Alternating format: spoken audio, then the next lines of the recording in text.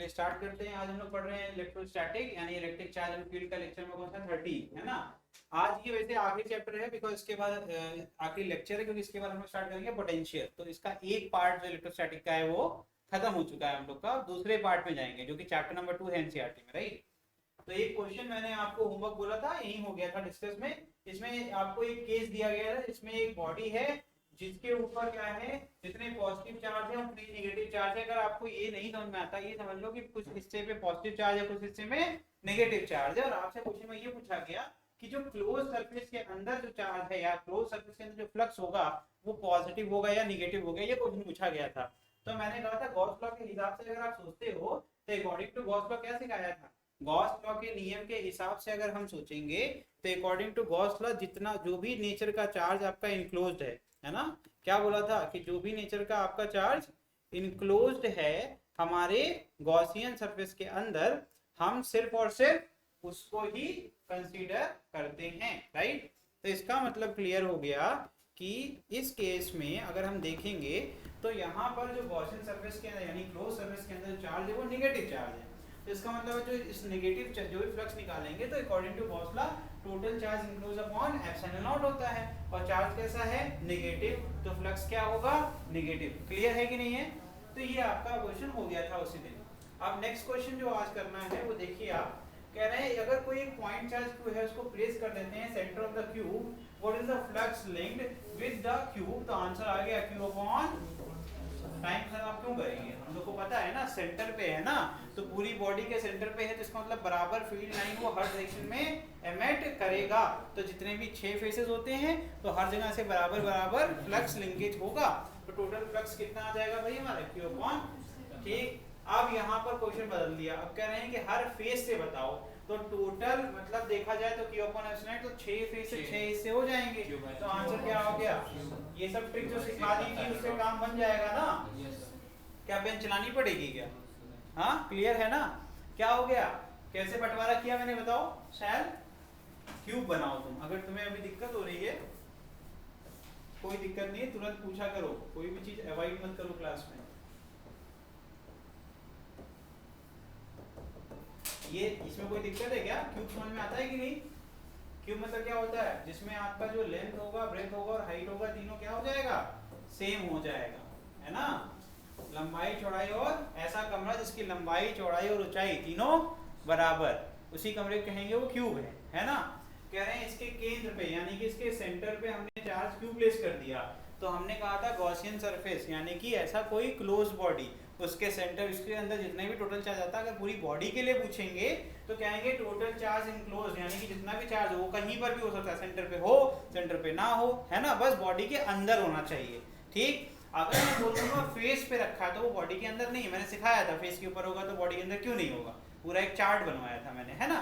तो इसका मतलब है कि बॉडी के अगर अंदर है, जैसे इस कमरे के अंदर अगर मैं यहाँ खड़ा हूँ तो अगर मैं एक चार्ज हूँ तो इस पूरे कमरे पे जो फ्लक्स होगा वो टोटल चार्ज जो भी मेरे ऊपर होगा वो अपॉन एप्सिलॉन नॉट, यही आंसर होगा ना। लेकिन अब मैं एक दीवार पे चिपक जाऊँ जाके, तो अब मैं किसी एक फेस पे चला गया, राइट। तो अब मैं पूरी तरीके से बॉडी के अंदर नहीं माना जाऊंगा, क्योंकि मैं फेस के सेंटर पे तो मेरा कुछ हिस्सा बाहर उस फेस से निकल जाएगा, जो इलेक्ट्रिक फील्ड की बात हो रही है। आपको इमेजिन क्या करना है, एक जैसे मैं एक बॉडी हो गया तो आपको इमेजिन करना है कि मेरे से जितनी भी पॉसिबल दिशा में मैं इलेक्ट्रिक फील्ड को इमिट कर सकता हूँ, अगर मैं पॉजिटिव हूँ तो अपनी बॉडी से दूर की तरफ इलेक्ट्रिक फील्ड इमिट करूंगा। तो इधर देखो बाहर भी जा रही है। आप सोचो कि इलेक्ट्रिक फील्ड वेस्ट नहीं होनी चाहिए, वो हमारे पूरे हर बॉडी के हर कोने में जाना चाहिए। लेकिन अगर मैं किसी फेस चला जाऊंगा तो मान लो मैं ऐसे खड़ा हूँ, फेस उस तरफ है, तो इधर से जो निकलेगी वो फेस के बाहर जा रही है, कहीं जा रही है, तो बाकी जगह पर वो रेडिएट हो पाएगी क्या, क्या उससे फ्लक्स लिंक होगा क्या, नहीं, इसीलिए टोटल चार्ज उसको नहीं ले सकते। समझ में आया। तभी कोशिश की जाती है कि पूरी बॉडी के अंदर आ जाए, वो अंदर आ जाएगा तो हर डायरेक्शन में वो रेडिएट कर पाएगा। समझ में आया। एक नया पॉइंट ऑफ व्यू मैंने आपको दिया ताकि आपको सरल भाषा में समझ में आए कैसे इमेजिन करना, ठीक। अब मैंने बोला कि इसी केस को पहला तो सॉल्व हो गया, दूसरा केस कहते हैं कि किसी एक फेस पर मतलब किसी भी एक सरफेस पे हमने रख दिया। हमारी सबसे आसान सरफेस कौन सा है जो समझ में आता है 3D में, सामने बना लो या साइड में बना लो, है ना। हम यहाँ साइड बना लेते हैं, ठीक है। अब अगर हम कह रहे हैं, माफ करना, चार्ज वहीं पर है, कह रहे हैं कि ये बताइए कि ये चार्ज अपनी जगह पर ही पड़ा हुआ है, लेकिन अगर मैं कह रहा हूँ टोटल सारे फेसेस, कितने फेस होते हैं, 6, ठीक है, 6 सरफेस पर फ्लक्स जोड़ा। कैसे सिखाया था फाई टोटल निकालना? कैसे क्या था? फाई टोटल होता था जितने सरफेस होते थे, मान लो ये S1 हो गया, फिर ये S2 हो गया, ये क्या हो गया पीछे वाला S3 हो गया, और ये ऊपर वाला हो गया S4, ये हो गया S5, और नीचे बॉटम पे क्या हो गया, है ना 6 हैं। तो 6 अलग अलग सरफेस पर जब फील्ड लाइन क्रॉस करेगी तो कहते हैं नंबर ऑफ फील्ड लाइन जो उसके सरफेस के परपेंडिकुलर क्रॉस करेगी उसी की संख्या कहते हैं फ्लक्स। याद है ना कुछ? तो यहाँ पर कहते थे phi total is equal to, लिख तो दिया Q अपॉन एप्सिलॉन, लेकिन इसकी वैल्यू किस पर होगी? Phi 1 plus phi 2 plus phi 3 plus phi 4 plus, यही तो होगा ना। अब हमको पता है कि सारे सरफेस का एरिया बराबर है। सुनना ध्यान से मैं क्या कह रहा हूँ, मैंने कहा सबका एरिया बराबर है, इसका मतलब है कि सब में जो फ्लक्स जो लिंक होगा वो बराबर नंबर ऑफ फील्ड लाइन निकलेगी कि नहीं निकलेगी? कोई अगर बड़ा होता कोई छोटा होता तो उसमें फॉर्मूले के हिसाब से E A cos थीटा लगता और A की वैल्यू अलग अलग होती, तो कह सकते थे यहाँ इलेक्ट्रिक फील्ड भी सेम है क्योंकि चार्ज हमारा एक ही है, तो वो बेचारा इलेक्ट्रिक फील्ड E इमिट करता है तो E ही जाएगी, और एरिया भी सबका सेम है ना, सेंटर पे रखा है तो सब पर जो इलेक्ट्रिक फील्ड जो एंगल बनाएगी सब पे बराबर बनाएगी। इसका मतलब मैं कह सकता हूँ कि phi 1 is equal to phi 2 is equal to phi 3 is equal to phi 4 is equal to phi 5 is equal to, है ना भैया, सारे फ्लक्स क्या हैं? बराबर हैं।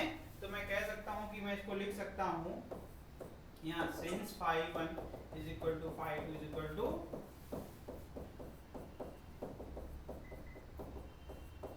ठीक भैया, तो इसका मतलब है सब बराबर हैं, तो मैं किसी को भी लिख सकता हूँ। मैं लिख सकता हूँ 6 बार अगर मैं फाई 1 लिख दूं तब भी बात सच है।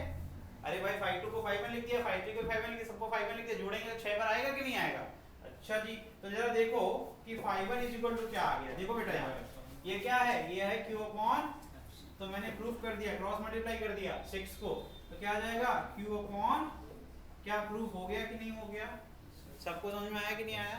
तो हम लोग चाहे देखो हमने आपको सारे तरीके दे दिए कि जितने भी तरीके आप सोच सकते हो फ्लक्स से क्वेश्चन कभी गलत नहीं होंगे, ठीक है ना। जो समझ में आता है वो वाला तरीका अपना लो, जिसको समझ में ये बात आ चुकी है कैसे क्वेश्चन क्रैक करना है वो इसको फॉलो करो, ठीक है, टाइम बचेगा। जिसको थोड़ा सा डाउट है लेंदी प्रोसेस पकड़ लो, 2-3 बार करोगे 4 बार करोगे क्लियर हो जाएगा, फिर तुम धीमे से स्टेप अप कर लेना, ठीक है, ओके। चलिए नेक्स्ट कह रहे हैं S1 और S2 are two concentric shell, note कर रहे हो क्या बेटा? शेल जल्दी करो। अब जो ये नेक्स्ट है ये देखिए ध्यान से, ये क्या क्वेश्चन कह रहा है, कंसेंट्रिक सेल की बात करता है। कह रहा है S1 S2 क्या है, दो कंसेंट्रिक शेल। शेल मैंने सिखाया था ना, हॉलो स्फीयर है ना, कैनवस की बॉल, वो क्या होती है, खोखली होती है अंदर से, राइट, कहते हैं ना उसको शेल कहते हैं, ऊपरी सतह होती है अंदर कुछ भी नहीं होता, खोखला होता है, उसका जो सेंटर होगा, राइट, तो कहेंगे वो स्फेरिकल शेल है, राइट।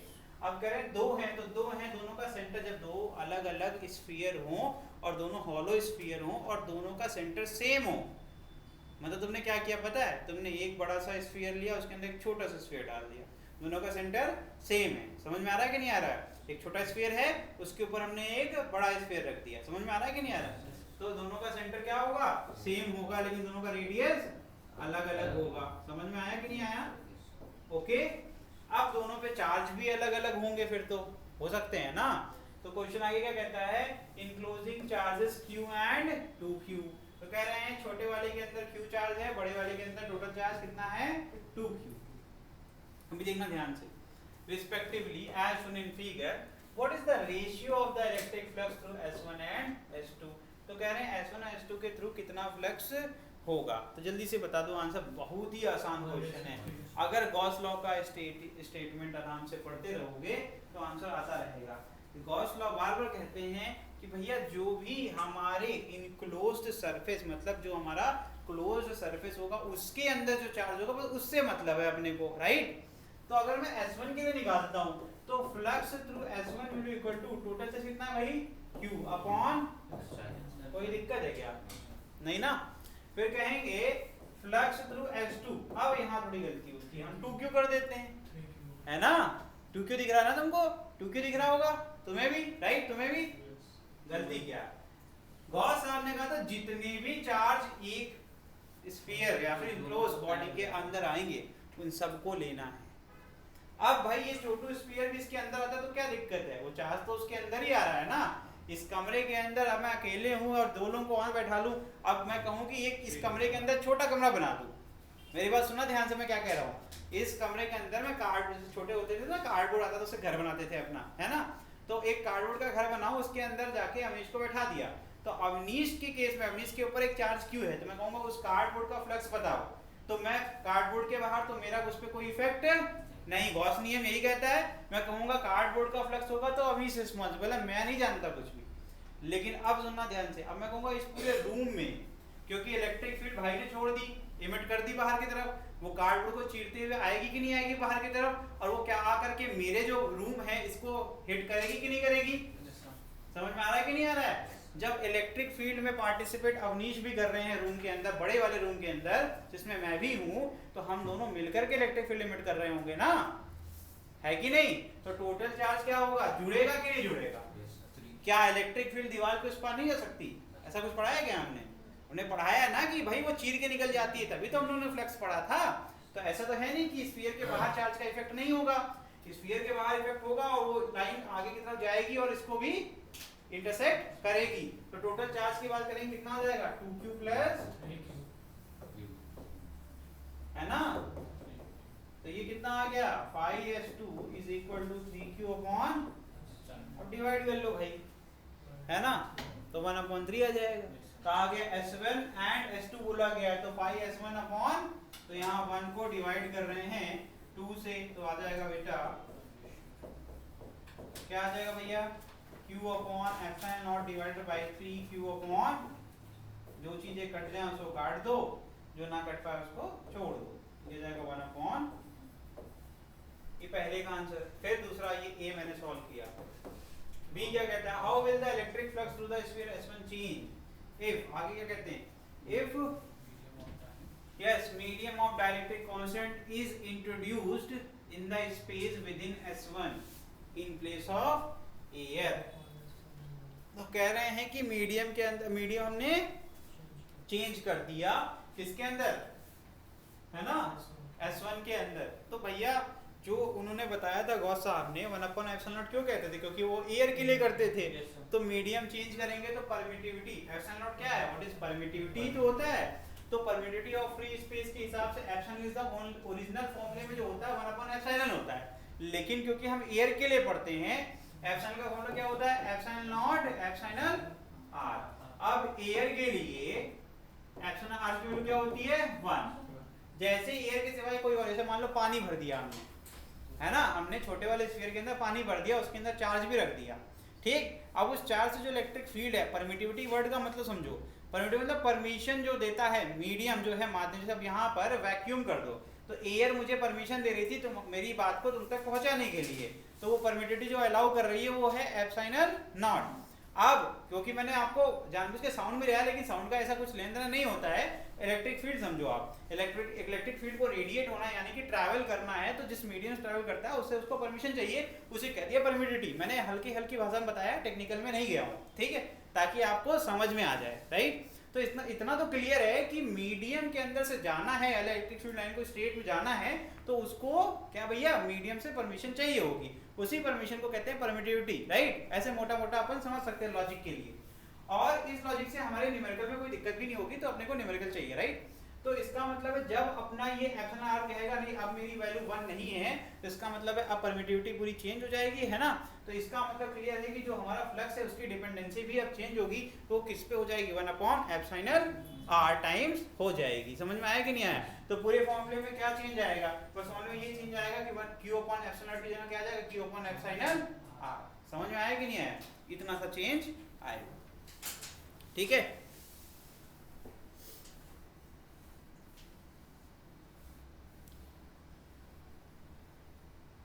तो मैं कह सकता हूं कि जो आपका 5, ये बी वाला सॉल्यूशन है, तो 5s1, ठीक है, इन मीडियम, है ना, क्या आ जाएगा भैया, कि कहेंगे 1/ε0r times of 5s1 in air, या मैं ऐसे लिखूं, ये नहीं पसंद आता है तो मैं पूरा लिख देता हूं। मैं क्या लिखूंगा, मैं लिखूंगा q/ε0 r। समझ में आया कि नहीं आया। टोटल चार्ज, अभी चार्ज कैपिटल क्यों था माफ करना, समझ में आया, ये मैंने ऊपर भी लिखा हुआ है, समझ में आया। 1/ε0 r। तो मैंने जो बोला था वो किस टर्म से बोला था, मैंने बोला था कि 1/ε0 टाइम्स हो जाएगा जो फ्लक्स एयर में था उसके रिस्पेक्ट में। फ्लक्स एयर वाली वैल्यू पुट करो, क्या आएगा, कैपिटल Q अपॉन ε0 आएगा ना। तो क्या फिर से ये फॉर्मूला बनेगा कि नहीं बनेगा, यही तो मैंने यहाँ पर लिखा है ना एप्सिलॉन, राइट। ये असली परमिटिविटी होती है, बार बार सिखाया है, तो ये क्लियर हो जाना चाहिए, ठीक है। बस इतना सा क्वेश्चन था, आगे बढ़ जाएं। चलिए moving to our next question, ठीक। नेक्स्ट क्वेश्चन क्या है, electric field component of the field shown in figure are Ex is equal to क्या दिया हुआ है, alpha into x to the power 1/2। Power 1/2 होती है, फ्रैक्शन होती है, तो हमेशा वो रूट की तरफ लेके जाता है, ठीक है। शैल 1/2 मतलब स्क्वायर रूट, क्या है, स्क्वायर रूट। अगर ऐसा होता 1/3 होता x की पावर 1/3, इसका मतलब पता है क्या है, क्यूब रूट। क्या होता, क्यूब रूट, ठीक। अगर ये 1/4 होता तो फोर्थ रूट होता स्क्वायर का, 1/2 का 1/2 है स्क्वायर रूट का, तो फोर्थ रूट होगा कि नहीं होगा, पूछ रहे बताओ, होता है ऐसा कि नहीं होता है, फोर्थ रूट होता है कि नहीं होता है, हो सकता है कि नहीं हो सकता। अगर कह दिया नहीं तो समझना उल्टा लटका देंगे तुम लोग, गधे nth रूट होता है, ठीक है, बिल्कुल होता है, 4 5 6 जितने कर सकते हो करो, ठीक है। इसका मतलब कहने का मतलब है जितना भी आएगा आपका यहाँ पर पावर, उसका मतलब हो गया कि x की ऐसी कोई वैल्यू नहीं चाहिए जिसको अपन क्या करें 4 टाइम्स मल्टीप्लाई करें तो x मिल जाए, तो वही होगा इसका फोर्थ रूट। समझ में आ रहा है कि नहीं आ रहा है, ये सब बेसिक्स हैं, ये 9th क्लास के बेसिक है, एनसीईआरटी में लिखा हुआ nth रूट वाला केस।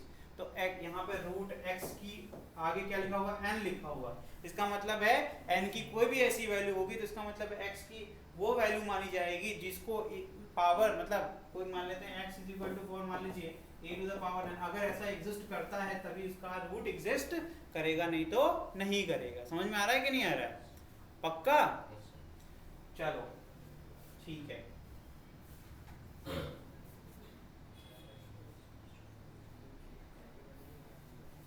अच्छा बताइए फोर्थ रूट ऑफ 16 क्या होगा, ऐसा कोई नंबर है जिसको 4 बार मल्टीप्लाई करो 16 मिल जाएगा, 2, ठीक। अब सिखाते हैं ये चीज ऐसे भी, अब देखो थोड़ा 9th क्लास पढ़ लो, मैं देख चुका हूँ तुम लोग थोड़े कमजोर हो। x की पावर m की पावर, ये वाला फॉर्मूला याद है, ये बहुत कीमती फॉर्मूला है, हमेशा लगता है, रूट में तो बहुत लगता है, ठीक है। अब अगर तुम्हारे क्वेश्चन में लिखा है 16 की पावर 1/4, तो इतनी कैपेसिटी होनी चाहिए, इसको लिख दे 2 की पावर 4 की होल पावर 1/4, पावर देखो गायब होने वाली है, क्या हो जाएगा, ये m हो गया, ये क्या हो गया n, लिखो कम देखो ज्यादा, ये पावर m हो गई, ये पावर क्या हो गई n, ठीक है। पावर क्या होती है ऐसे में, मल्टीप्लाई होती है ना, पावर क्या होती है, पावर मल्टीप्लाई, तो क्या हो जाएगा 2 की पावर 4 इंटू 1/4, 4 बन जा 4, 2 की पावर क्या आ गया 1। मैंने ये प्रूफ कर दिया कि फोर्थ रूट ऑफ 16 इज 2, ये प्रूफ भी हो गया। समझ में आया, ये सब बहुत बेसिक है, 9th क्लास से कोई बात नहीं, सीख लो, ठीक। ये सब गलतियां एग्जाम में मत करना कभी। आगे बढ़ जाएं, तो रूट के लिए मैंने कितनी बार बोला है, रूट, क्यूब रूट, डेसिमल, इनके लिए जितनी मेहनत कर लो उतना कम पड़ेगा, ये बहुत जरूरी है कैलकुलेशंस के लिए। ऐसे क्वेश्चन आएंगे जिसमें दिमाग लगेगा, हटाएं।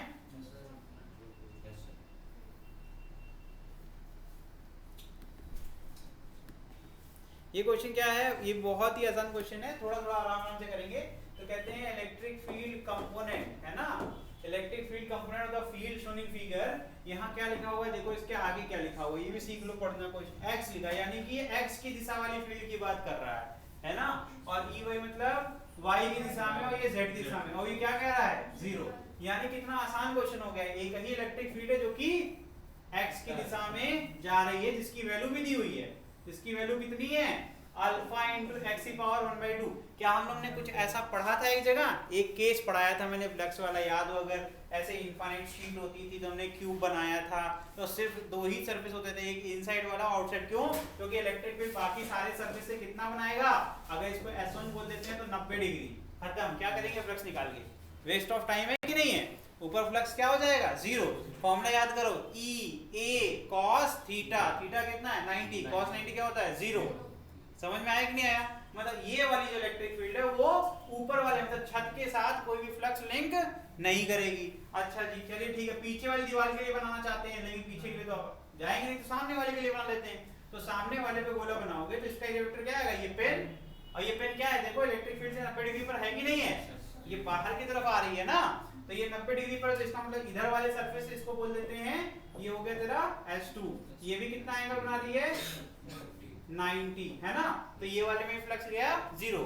हमें ना इलेक्ट्रिक फील्ड चाहिए था ना एरिया, क्योंकि cos 90 0 होता है, तो अपन टेंशन फ्री होकर इसको 0 कर सकते हैं, क्योंकि 0 से किसी भी चीज को मल्टीप्लाई करेंगे तो आंसर में तो जो 0 ही आएगा, है ना। तो ये हो गया S2 और S3 किसको मान लेते हैं, पीछे वाले को। तो S3 के लिए भी क्या हो जाएगा, इसमें भी फ्लक्स हो जाएगा आपका 5S3 0, है ना। समझ में आया। तो सामने की दीवार हो गई, पीछे की दीवार हो गई, छत हो गई, और अब जमीन की बारी। तो यहाँ पर जमीन देखो, है ना, ये हो गया आपका S4। यहाँ से इलेक्ट्रिक फील्ड ऐसे जा रही है, कितना एंगल बनता है, तो ये भी क्या हो गया 5S4 भी क्या हो गया बेटे 0। बचा क्या, सिर्फ सर बचा यहाँ पर ये S5 और ये S6, जो कि लेफ्ट और राइट साइड में है ना। जब अपन बनाएंगे तो यहाँ पर देखिए बनाया हुआ है ना, लेफ्ट और राइट। स्मॉल n क्या रिप्रेजेंट कर रहा है, यूनिट वेक्टर, यानी कि दिशा को रिप्रेजेंट करता है देखो। तो यहाँ पर अगर देखोगे ये तेरा हो गया S5 और ये हो गया तेरा S6। तो जो दिखेगा यहाँ पर क्लियरली दिखेगा कि इलेक्ट्रिक फील्ड क्या है, पैरेलल, और यहाँ क्या है एंटी पैरेलल। कोई दिक्कत क्या, ये तो पहले सीख लिया अपन ने, थीटा 180 और थीटा है ना 0। तो इसका मतलब क्लियर है, जो भी फ्लक्स इधर से इंटर करेगा और जो इधर से निकलेगा, इधर जो आंसर आएगा वो नेगेटिव आएगा। तो टोटल करेंगे तो क्या मिलेगा, चलो क्या टोटल पूछा गया, रुको देखिए पहले क्या है, क्वेश्चन पढ़ा ही हमने, अभी तो हमने सिर्फ इसको सॉल्व कर दिया। फिर कह रहे हैं अल्फा की वैल्यू दी हुई है 5 न्यूटन पर कूलम मीटर की पावर 1/2, है ना। एक मिनट रुको देखें जरा यूनिट, हाँ मतलब ये इन्होंने कोई कांस्टेंट लिया हुआ है, तो ये कुछ भी यूनिट दे सकते हैं। अल्फा को इन्होंने अपने हिसाब से डिफाइन कर दिया क्वेश्चन में ना, तो ऐसा थोड़ा ना कहेंगे कि नहीं हो सकता, हो सकता है भाई, इनका कुछ पैरामीटर इन्होंने ले लिया। ठीक, आगे calculate the flux phi through the cube and the charge within the cube assume a is equal to, मतलब साइड की लेंथ दे दी है 1 मीटर। वो पता है क्यों दिया, एरिया निकालने के लिए। तो फ्लक्स कौन बताएगा, बताओ फ्लक्स, सॉल्व करो।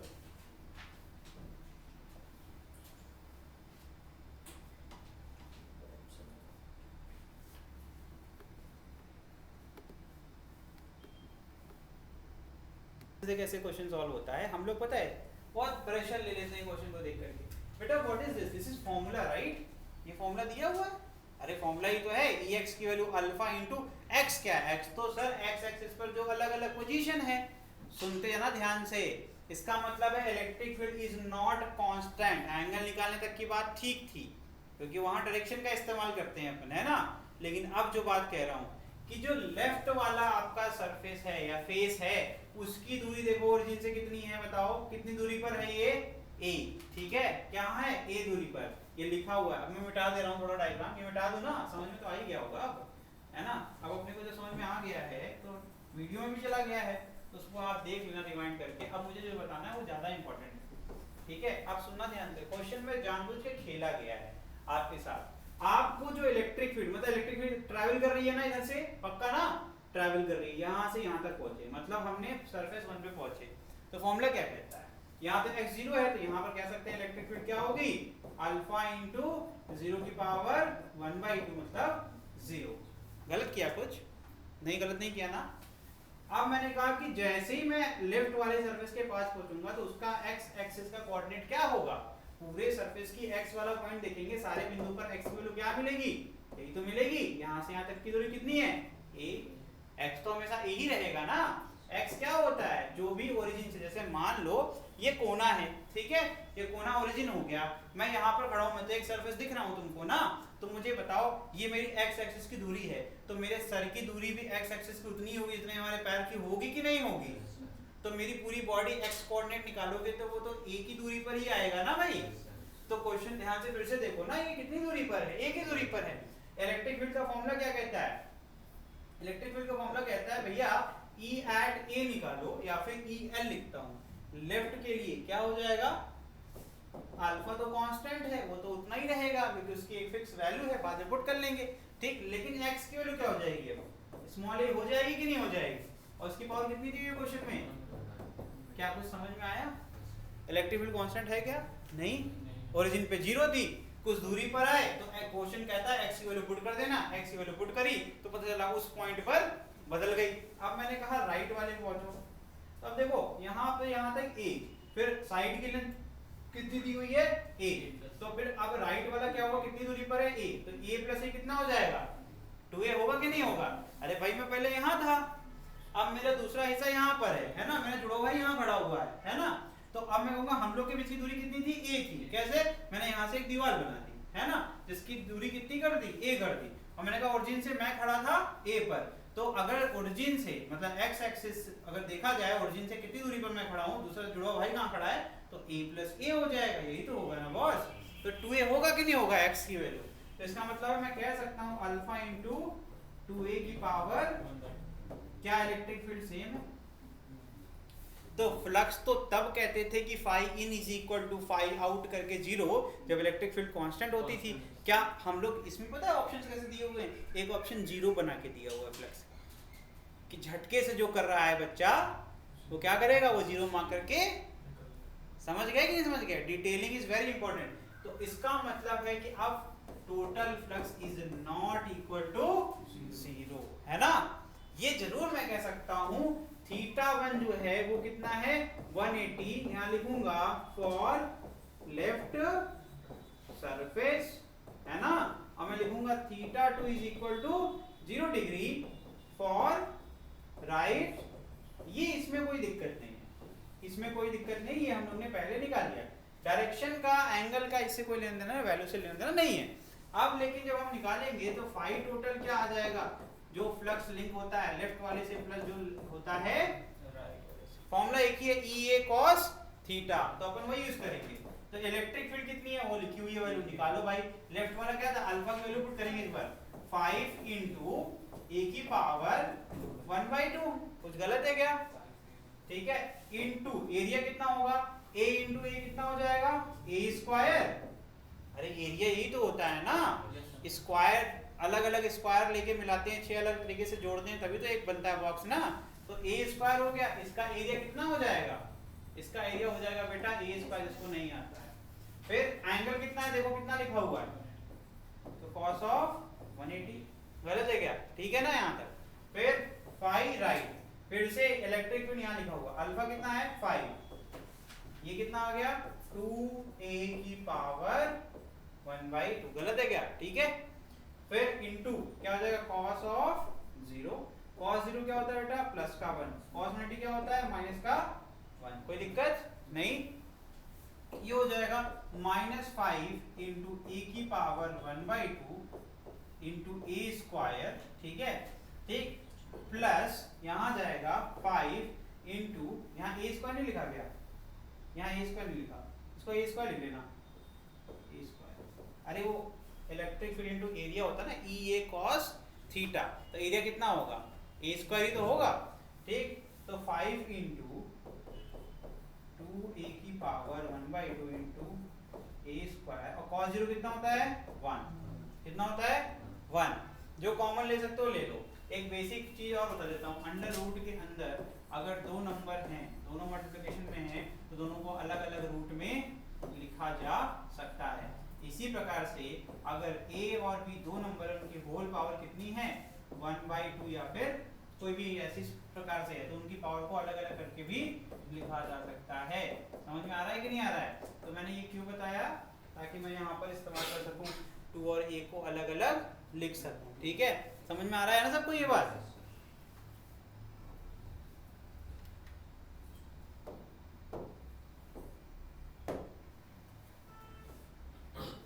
देखिए, तो इसका मतलब हो गया flux total is equal to, मैंने कहा कि 5 भी कॉमन है, a की पावर 1/2 भी कॉमन है, और a स्क्वायर भी कॉमन है, इधर भी है उधर भी है। इधर क्या बचेगा माइनस का 1, और इधर क्या बचेगा प्लस का रूट का 2, ठीक है। बाकी सब कुछ कॉमन था, बाहर चला गया। इसमें किसको दिक्कत है, दिक्कत हो सकती है, बिल्कुल हो सकती है, क्योंकि डायरेक्ट कर दिया गया है। तो यहाँ पर देखिएगा जो सेकंड टर्म है, इसको मैं लिख रहा हूँ, लेकिन आप इसको समझने की कोशिश करिए, क्योंकि ये स्पीड अप बाद में होगा तो दिक्कत होगी। यहाँ क्या था a की पावर 1/2 को अलग कर दिया मैंने, और यहाँ किसके साथ था 2a की पावर 1/2 था, यही था ना। पीछे मैंने क्या सिखाया, दो नंबर होंगे उनकी कॉमन पावर है तो अलग अलग में लिख सकते हैं। तो मैंने इसको कैसे लिख दिया 2 की पावर 1/2, जो कि क्या होता है स्क्वायर रूट, और इसको लिख दिया a की पावर 1/2। इसके साथ एक a स्क्वायर था, 5 को बाहर निकाल लिया, a स्क्वायर को बाहर निकाल लिया और a की पावर 1/2 को बाहर निकालने को बचेगा क्या, 2 की पावर 1/2 ही बचेगा ना, जो कि क्या है स्क्वायर रूट ऑफ 2। सही किया ना मैंने। तो ये हो गया आपका फाइनल फॉर्म। इसको लिख सकते हैं फिर से, क्या लिख सकते हैं, अब देखो यहाँ पे एक और फॉर्मूला पढ़ाया है 9th क्लास में, x की पावर m है और सेम x की पावर कोई और है, तो पावर क्या होती है, तो यहाँ देखो a की पावर 1/2 और a की पावर 2, a दोनों में सेम है ना, पावर को ऐड कर सकते हैं, 2 + 1/2 करेंगे तो कितना आएगा 5/2, कितना आएगा, तो ये हो गया a की पावर 5/2, यहाँ आ जाएगा √2 माइनस, ठीक है, ये हो गया तुम्हारा, ठीक। a की वैल्यू कितनी है, सेकंड पार्ट में दिया हुआ है, a की वैल्यू 1 दिया है ना, तो a की वैल्यू 1 पुट कर लेना बाद में, तो आपको फ्लक्स की वैल्यू मिल जाएगी। √2 की वैल्यू कितनी होती है 1.414 है ना थोड़ा पढ़ो भैया, काहे कर रहे हो ऐसे तुम लोग। ये हो जाएगा 5 × 1 की पावर कुछ भी होती है, आंसर बेटा क्या आता है 1, √2 - 1 कर लो, ठीक है। और ये जगह बताइए 1.414, 1.4 को अगर 1 से घटाओगे तो बचेगा 0.4 है ना, और 5 × 20 होता है ना, तो हो जाएगा 2.0, तो हो जाएगा 5 × 1.41 - 1, तो ये आ जाएगा आपका 5 × 0.4, अप्रॉक्सीमेटली 0.4, और जब इसका गुणा करेंगे 5 × 20 होता है, तो जाएगा 2.0, ये इसका आंसर है। क्या आ जाएगा, इसकी यूनिट क्या होती है फ्लक्स की, न्यूटन मीटर स्क्वायर पर कूलम। ये हो गया तुम्हारा, ठीक है बेटा, ये इतना आसान क्वेश्चन था। अब सेकंड पार्ट भी कर लेते हैं। सेकंड पार्ट क्या कहते हैं, according to Gauss law, according to क्या होता है भैया, टोटल जो फ्लक्स होता है वो टोटल चार्ज इनक्लोज अपॉन, और हमसे पूछा गया है, हमसे क्या पूछा गया, चार्ज की वैल्यू बताओ, क्या पूछा गया, चार्ज की वैल्यू बताओ। हमने टोटल फ्लक्स निकाल लिया ना, राइट, तो ये क्या हो जाएगा, चार्ज की वैल्यू हो जाएगी टोटल फ्लक्स गुणे एप्सिलॉन नॉट। एप्सिलॉन नॉट की वैल्यू कितनी होती है 8.85 × 10⁻⁻12 है ना भैया, तो यहाँ पे वैल्यू पुट कर दो, तो 2 × 8.85 × 10⁻⁻12, और इसको मल्टीप्लाई करना तो आप जानते ही हैं, है ना। आंसर कितना आ जाएगा 1.77, 1 पॉइंट लिखिए, डिवाइड भी कर देंगे ना एक 10 से, 1.77 10⁻⁻, ठीक है। अरे 8 दूनी 16 होता है, तो एक दशमलव यहाँ देखो, 2 × 5 = 10, 0 1 कैरी, ठीक, फिर 8 दूनी 16 + 1 17, 7 1 कैरी, फिर 8 दूनी 16 क्या आ जाएगा 17.70। इसलिए थोड़ा प्रेशर ज्यादा लोगे तुम लोग, तो इसमें इतना प्रेशर लेने की बात नहीं है। कोई चीज अगर आपको कैलकुलेट करनी है, मैंने आपको PYQ करवाया, और आप सोचो अगर आपके पेपर में कुछ भी नहीं देंगे तो पेपर किस बात, आपको कुछ सीखना चाहिए कि कितना आसान है, कि अच्छी बात है कि बाकी सब समझ में आ गया, सिर्फ कैलकुलेशन एक ऐसी चीज है जिस पे काम करना है। तो ये तो कम काम करने को कहा जा रहा है ना, तुमसे कहा जा रहा है 9वीं क्लास अच्छी कर लो, तुमसे ये नहीं कह रहे कि 12वीं अच्छी कर लो। तो अगर आप इससे घबरा रहे हो, इस क्वेश्चन को देख के डर लगता है, तो आपको सोचना पड़ेगा कि अगर हम x की पावर m की पावर n लिखा हुआ है, उसको करने में हमारे हाथ काट रहे हैं, इसका मतलब हमारे बेसिक्स वीक हैं, इससे मुझे कोई टेंशन लेने की बात नहीं है, हमें पढ़ने की जरूरत है, जो कि आप 10-15 दिन पढ़ोगे ऑटोमेटिक आ जाएगा। कठिन वाली चीज ना आती तो प्रॉब्लम होती, 12th वाली चीज आ रही ना समझ में, फ्लक्स वाली बात समझ में आई थी ना, इंपॉर्टेंट वो है। जब आपको 12th आ गया तो आपको सिर्फ और सिर्फ छोटी सी चीज पे काम करनी है, और कैसे होगा, 2-3 बार यही सवाल लगाओगे तो ऑटोमेटिकली वो चीज समझ में आ जाएगी। और स्लो पेस पे लगाओ, सबसे अच्छी बात क्या है कि जब कोई चीज ना आए तो उसको स्लो लगाओ, तो वो चीज आ जाएगी, एक बार आ जाएगी तो ऑटोमेटिक स्पीड बढ़ जाएगी। जैसे मैंने ये वर्बली किया, अब जैसे क्या होता है ना, कभी कभी हम उन चीजों को देख करके, टीचर को देख करके प्रेशर लेते हैं, भैया हम लोग भी एक दिन में थोड़ा ना सीखें, अब ये सिंपल मल्टीप्लिकेशन है, 2 × 5 = 10 के दिमाग चल रहा, आपको नहीं आता है तो मत फॉलो करो, मल्टीप्लाई कर लो यार, है ना। 16 क्या हो जाएगा, 2 × 16 + 1 17, 1 कैरी, 16 ये जाएगा 17 पॉइंट, देखो ना 70, ठीक है। अब यहाँ क्या कर दिया मैंने, कहा ना एक 10⁻12 थी तो एक 10 को उधार लेके नीचे चले गए, है ना। क्या लिखा हुआ है, लिखा हुआ है पावर -12 का मतलब है कि डिनोमिनेटर में एक के बाद कितने, मतलब कितने बार 10 है, 12 बार 10 था, तो मैंने 11 बार ऊपर रखा और एक को नीचे भेज दिया और उसको भाग दे दिया, और जब भाग देंगे तो एक डेसिमल प्लेस क्या हो जाएगा, आगे आ जाएगा। तो आंसर हो गया 1.77 तो ये चीजें स्पीड अप में तब होंगी जब प्रैक्टिस करोगे, जब कभी किए ही नहीं हो तो दिक्कत तो आएगी, है ना। तो ये इसका आंसर है। तो आपने क्या निकाल लिया, चार्ज, इतना चार्ज आपके बॉडी के अंदर था। अब एक थोड़ा सा एक और एक्स्ट्रा चीज बोलूंगा, थोड़ा सा सुन लो फिर जाना, ठीक है। अभी एक क्वेश्चन और कराएंगे, वैसे तो बात तो बहुत छोटी सी है, लेकिन थोड़ा सा गॉस के नियम को रिवाइज कर लेते हैं, क्योंकि हम लोग गॉस के नियम में ये पढ़े थे कि जब हमारे बॉक्स के अंदर कोई भी चार्ज नहीं होता है तो टोटल फ्लक्स क्या होता है, जीरो। मैंने ये प्रूफ किया था। तो ये सवाल तुम्हारे तरफ से सर इसमें कैसे, तो बड़ा प्यारा क्वेश्चन है, उसने एग्जामिनर ने दिया है कि क्यों इसके अंदर फ्लक्स जीरो नहीं हुआ। उसने ये बात कह के प्रूव करवाई तुमसे ही कि अगर अंदर कुछ होगा नहीं एक्स्ट्रा चार्ज तो इलेक्ट्रिक फील्ड एडिशन कहाँ से हो जाएगा। कोई भी एक चार्ज इलेक्ट्रोस्टैटिक के अंदर बोला गया है ना कि एक चार्ज अपनी जगह बैठा हुआ है, तो भैया जितना चार्ज मेरे पास होगा मैं उतनी फील्ड इमिट कर दूंगा, मैं बाद में बढ़ा तो नहीं सकता कि मैं बढ़ा सकता हूँ। लेकिन सवाल को देखो, यहाँ से यहाँ तक पहुँचने में कुछ और, यहाँ से यहाँ तक जाने में कुछ और, सोचना चाहिए था तुरंत कि ये कैसे पॉसिबल है। सर ने सिखाया एक चार्ज अपनी जगह पर बैठा हुआ है, वो किसी को एक्स्ट्रा ऐड नहीं कर सकता, तो वो यूनिफॉर्म इलेक्ट्रिक फील्ड ही इमिट कर सकता है। तो क्वेश्चन एग्जाम में कितना प्यारा क्वेश्चन आता है, कहता है कि पता करो कि क्या कुछ एक्स्ट्रा चार्ज है कि नहीं है, क्योंकि एक्स्ट्रा चार्ज अगर नहीं होगा तो इलेक्ट्रिक फील्ड कैसे बढ़ रही है। तो ये वाले भाई तो इलेक्ट्रिक फील्ड दे ही रहे थे, साथ साथ में इसके अंदर जो चार्ज था वो भी इलेक्ट्रिक फील्ड दे रहा था, दोनों ऐड होकर के फ्लक्स को जीरो नहीं होने दे रहे थे। समझ में आया कि नहीं आया। तो जो एक्स्ट्रा फ्लक्स का कॉस्ट था वो क्या था, वो ये वाला जो चार्ज, समझ में आया कि नहीं आया। ये था इसका लेवल ऑफ क्वेश्चन। क्वेश्चन को समझने की कोशिश करेंगे तो मजा आएगा। अब आपको इस टाइप क्वेश्चन देखेंगे तो आपको समझ में आएगा इसमें ये चल रही कहानी, वो कैसे समझ में आई, जब आप इस क्वेश्चन को 2-3 बार पढ़ेंगे और क्वेश्चन को भी पढ़ेंगे, सोल्यूशन ही नहीं क्वेश्चन भी पढ़ेंगे, क्वेश्चन ने पूछा कैसे था। तो अगली बार ऐसा क्वेश्चन आएगा तो आपको डर नहीं लगेगा, आपको पता है क्या करना है, फटाफट आप उस चीज पे लग जाएंगे। समझ में आया कि नहीं आया। चलिए एक और क्वेश्चन करते हैं और फिर क्लास को खत्म करते हैं। Two positively charge infinitely long wire, ये भी पढ़ा हुआ है हम लोग ने, तुमने पढ़ा हुआ है कि इनफाइनाइट वायर होता है, उसमें से इलेक्ट्रिक फील्ड हमने निकाली थी ना, कैसे करता है, एक सिलेंडर बनाया था, है ना, सिलेंडर बना के किया था, लेकिन इस बार 2-2 कर दिया, है ना, दोनों को एक दूसरे के पास रख दिया और दोनों के कोऑर्डिनेट लिख दिए। तो ये कह दिया कि ये जैसे मैं हूं तो मैं ओरिजिन हो गया, ठीक। एक कृष्णकांत को मैंने यहाँ खड़ा कर दिया और सेम हाइट का सौर्य को मैंने इस साइड खड़ा कर दिया, दोनों के क्या हो गए, मेरे वायर हो गए, ठीक, दोनों पतले पतले हैं, दोनों वायर हो गए, ठीक, दोनों पे चार्ज मैंने दे दिया, एक को मैंने चार्ज Q1 दे दिया, एक को चार्ज Q2 दे दिया। तो जब चार्ज बढ़ता है पूरी लंबाई पर, लेंथ पे, तो कहते हैं चार्ज अपॉन लेंथ को कहते हैं लीनियर चार्ज डेंसिटी।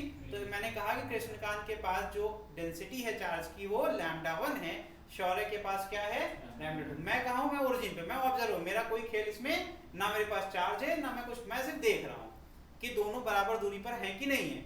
तो मेरे से जब मैं देखता हूं मेरे लेफ्ट साइड में, जैसे कि इसमें देखोगे जब घूम के देखा जाता है, लेफ्ट साइड में कितने पे है, जितनी दूरी पर कृष्णकांत खड़ा है उतनी दूरी पर शौर्य खड़ा है। तो मुझे पता है कि मेरे लेफ्ट साइड में नेगेटिव मैं दिखाऊंगा ताकि डायरेक्शन की बात क्लियर हो जाए, और राइट साइड में पॉजिटिव, क्योंकि पॉजिटिव एक्स क्या होता है आपका राइट साइड में और लेफ्ट साइड में नेगेटिव एक्स होता है। समझ में आया। तो इसीलिए यहाँ ये माइनस से लिखा है, यहाँ पर ये प्लस से लिखा हुआ। लेकिन अगर किसी ने बोला डिस्टेंस, तो डिस्टेंस हमेशा पॉजिटिव होती है, ये भी a दूरी पर है और ये भी a दूरी पर है। समझ में आया कि नहीं आया। ओके, नेगेटिव साइन का काम सिर्फ और सिर्फ डायरेक्शन को दिखाना है कि किस साइड में खड़ा है, ठीक, वेरी गुड। तो इस पे चार्ज समझ में आ गया। अब कृष्णकांत शौर्य को हटा दो, ये एक वायर इमेजिन करो। समझ में आ रहा है ना किस तरीके से क्वेश्चन है।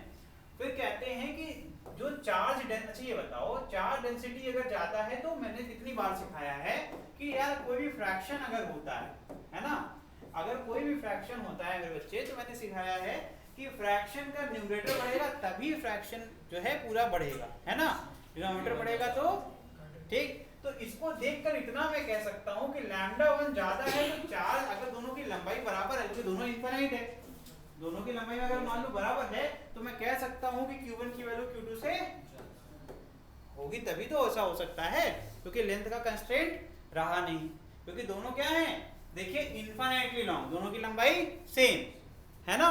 तो इसका मतलब है कि कि चार्ज वाला चीज समझ में आ गया कि यहाँ पे lambda is directly proportional to charge है, तो मैं कह सकता हूँ Q1 इज ग्रेटर देन, है ना?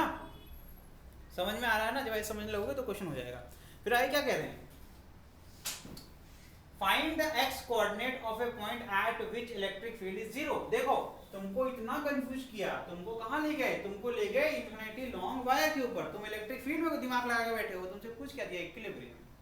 तुमसे क्या पूछ दिया, देखो कैसे एक हल्की सी बात को कही जा सकती है जो आसानी से, उसको ऐसे घुमा फिरा करके तुम्हें कंफ्यूज कर रहे हैं दूसरे टॉपिक में, और पूछ दूसरा टॉपिक रहे हैं। तुमसे कह रहे हैं इक्विलिब्रियम मतलब ऑब्वियसली इलेक्ट्रिक फील्ड जीरो हुई किसी भी पॉइंट पर, तो वो पॉइंट हो जाएगा जहां पर नेट इलेक्ट्रिक फील्ड इसकी वजह से और इसकी वजह से वो क्या हो रही है, कैंसिल आउट हो रही होगी, और टोटल क्या आ रहा होगा, जीरो। क्या भाई ठीक कह रहा हूं कि नहीं कह रहा हूं, है ना? तो अब ये चीज रिलेट करने के लिए आपको इक्विलिब्रियम वाला टॉपिक पता होना चाहिए, फिर आपको इन्फिनिटी लॉन्ग वायर में से इलेक्ट्रिक फील्ड किसी पॉइंट पी पर, जो कि उसके परपेंडिकुलर डिस्टेंस पी पर है, दूरी पर, ऐसे यहाँ पर देखो पॉइंट ओ ले लिया। समझ में आया कि नहीं? एक वायर होता था, उससे परपेंडिकुलर पॉइंट होता था, उस पर ही तो इलेक्ट्रिक फील्ड निकालना सिखाया है मैंने। तो यहाँ पर वो चीज काम कर रही है कि नहीं कर रही है? तो कह रहे हैं इनके बीच में कोई ऐसा पॉइंट बताओ जहां पर आपका क्या हो जाए, इलेक्ट्रिक फील्ड जीरो। तो मान लेते हैं कोई एक पॉइंट एक्स है ना, मान लेते हैं कोई एक पॉइंट x है, उस पर electric field due to wire 1 E1 is equal to क्या हो जाएगा, ठीक है, लेट एट x, ठीक है, पॉइंट x पर मैंने मान लिया कि क्या है बॉस, यहाँ पर इलेक्ट्रिक फील्ड क्या है, जीरो, ठीक है, at x E net is equal to zero. तो उस पॉइंट के रिस्पेक्ट में अगर करेंगे तो क्या हो जाएगा, E1 is equal to E2 होगा कि नहीं होगा, होगा ना? तो मैं मान लेता हूं कि x बोला मैंने, तो यहां से ओरिजिन से किसी एक पॉइंट की बात हो रही है, इसकी दूरी कितनी होगी, x। तो बताओ इस वायर से इसकी दूरी कितनी हो जाएगी, a माइनस x होगी क्या, ठीक है, और इस वायर से इस पॉइंट की दूरी कितनी हो जाएगी, a प्लस x होगी क्या, है कि नहीं? अरे भाई यहाँ से यहाँ तक की दूरी a थी और x एक्स्ट्रा जाना पड़ रहा है, a प्लस x हो गई, यहाँ से यहाँ तक x है और ये ओरिजिन से a थी, तो अब ये कम हो गई ना, तो a में से x घटाएंगे तो a माइनस x आएगा कि नहीं आएगा? और हमें जब फॉर्मूले में पुट करना होता है तो इलेक्ट्रिक फील्ड के फॉर्मूले में जब वैल्यू पुट करते हैं वो दूरी की करते हैं जो पॉइंट, जिस पॉइंट पर निकाल रहे हैं इलेक्ट्रिक फील्ड, उस पॉइंट की दूरी होनी चाहिए। तो इसका मतलब क्लियर हो गया कि E2 की दूरी हो गई a माइनस x और E1 की दूरी हो गई a प्लस x। फॉर्मूला याद है क्या था, 2k लैम्डा अपॉन r, यही होगा ना? पुट कर डालो तो क्या जाएगा, 2k lambda 1 upon a plus x is equal to 2k lambda 2 upon, solve कर लो आंसर आ जाएगा। हमें x चाहिए, x वाले टर्म्स को एक तरफ करो, बाकी सबको एक तरफ करो। तो पहले क्या करना पड़ेगा, जो चीजें करते हैं उसको काट दो, है ना? तो क्या आ जाएगा बताओ, यहाँ देखो a lambda 1 minus x lambda 1 में भैया हमने क्रॉस मल्टीप्लाई किया। आप थोड़ा सा एडवांस लेवल पे आओ, ब्रैकेट खुलेगा तो लैम्डा 1 इंटू a माइनस, अब ये सब चीजें खुद करिए, ये जगह क्या आ जाएगा भाई, a lambda 2 plus x lambda, ठीक, x वाले टर्म को एक तरफ करो और लैम्डा वाले टर्म को एक तरफ करो, तो क्या आ जाएगा, x lambda 2 plus lambda 1 is equal to a lambda 1 minus a lambda 2। जिसको समझ नहीं आया भैया, ये माइनस में था, इस पूरे टर्म को जब बदल जाएंगे तो प्लस में हो जाएगा, तो x lambda 2 plus x lambda 1 है तो x को कॉमन ले लिया, तो लैम्डा 2 प्लस लैम्डा 1 हो गया। अब a लैम्डा 2 को जब उधर से इधर लाएंगे, ये प्लस में था इधर आएगा तो माइनस में हो जाएगा, तो a lambda 1 minus a lambda 2 हो गया, a कॉमन अब लेने वाले हैं, ठीक है। तो यहाँ से क्या आ गया, x is equal to cross multiply, अब इस पूरे ब्रैकेट वाले को क्रॉस मल्टीप्लाई करेंगे, पहले कॉमन लेंगे, तो lambda 1 minus lambda 2 divided by lambda 2 plus 1, ये इसका आंसर। समझ में आया कि नहीं आया? तो ये करना था इस क्वेश्चन में। तो देखो कितना ही आसान हो सकता है क्वेश्चन अगर हमें कंसेप्ट क्लियर होगा, और उतना ही कठिन हो जाएगा ये क्वेश्चन कितने लोगों के बाउंस कर जाएगा अगर आपका कंसेप्ट क्लियर नहीं है, ठीक है? समझ में आ रहा है कि नहीं आ रहा है? तो ठीक है, आज के लिए इतना ही। अगली क्लास में हम लोग एक नए टॉपिक या फिर एक PYQ सेशन के साथ स्टार्ट करेंगे, ठीक है? कोई डाउट हो तो आप मुझसे पूछ लीजिए। Thank you.